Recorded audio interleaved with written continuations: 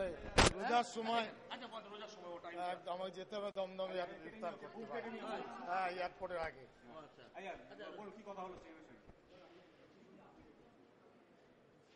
CM চেয়েছিলেন, ইচ্ছা প্রকাশ করেছিলেন, ববি হাকিমকে দিয়ে যোগাযোগ করেছিলেন যে আমরা যেন দেখা করি এবং একটা পরিস্থিতি বাংলায় তৈরি হোক, এটা উনি চাইছেন।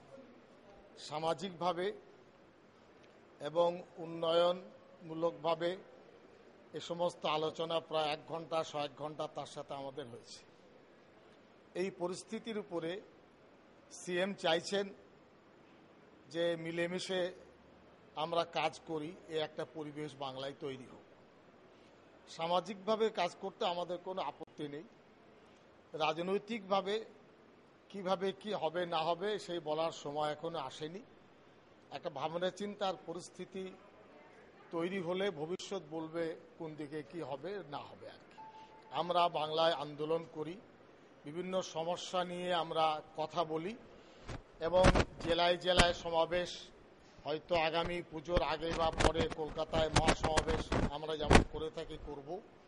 বিভিন্ন সমস্যা বা দাবি দেওয়া নিয়ে সরকারের কাছে যা বলার সেগুলো আমরা যথারীতি বলবো।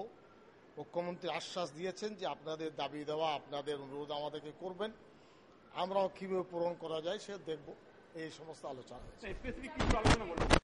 স্পেসিফিক এর বেশ কিছু বলার নেই। বলি 1 মিনিট।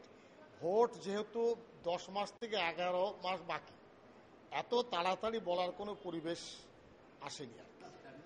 স্ট্র্যাটেজি আগে থেকে বলার মধ্যে নেই। আমার একটা দল করি, all India United Democratic front, TMC দলের 3 নেত্রী, তিনি সর্বময় কর্তা এবং মুখ্যমন্ত্রী। এই পরিস্থিতির উপরে কি দাঁড়াবে সে কিছু বলার মতন পরিবেশ এখনো আসেনি। মুখ্যমন্ত্রী তিনি আমাকে প্রায় 1 ঘন্টা 1 ঘন্টা সময় দিয়েছেন, পরিস্থিতি জানতে চেয়েছেন।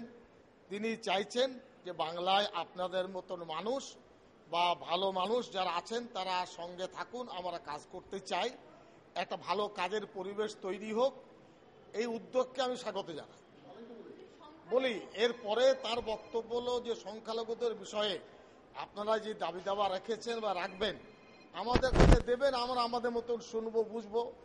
ওবিসি ক্যাটাগরিতে তিনি মুসলমানদের বিভিন্ন বা দলিত আদিবাসীদের দিচ্ছেন, আমরা তাদের কাছে জিও চেয়েছি, গভর্নমেন্ট অর্ডার চেয়েছি। তিনি বলেছেন ডিপার্টমেন্টাল আপনাকে জানাবে, আপনারা জেনে বুঝবেন আমরা কি করেছি বা কি করি। বলি তিনি কিছু কাজ করেছেন, আরো অনেক কাজ বাকি, এটা আমি তার সামনে বলেছি। তার বক্তব্য হলো মিলেমিশে করলে বাকি কাজ আমি করতে পারব। বলি প্রশ্ন হলো সামাজিকভাবেও হতে পারে, রাজনৈতিকভাবেও হতে পারে, এখন শেষ পরিস্থিতি বলার কিছু আসেনি। আপনি কি তৃণমূলে জয়েন করতে ইচ্ছুক? তৃণমূল একটা দল, আমার একটা সাথে খুঁচিয়ে বরণ তুলে কি লাভ।